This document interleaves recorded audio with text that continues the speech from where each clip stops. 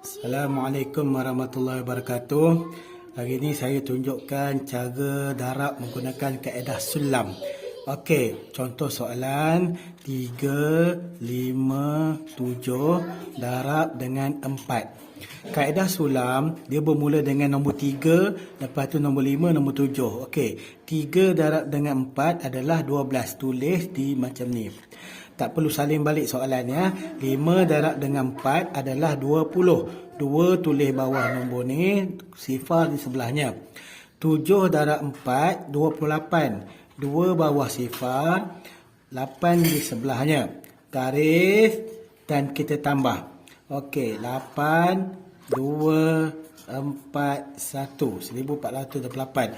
Kalau bentuk lazim, kita kena salin balik. 3, 5, 7, 4. Di sini darab garis.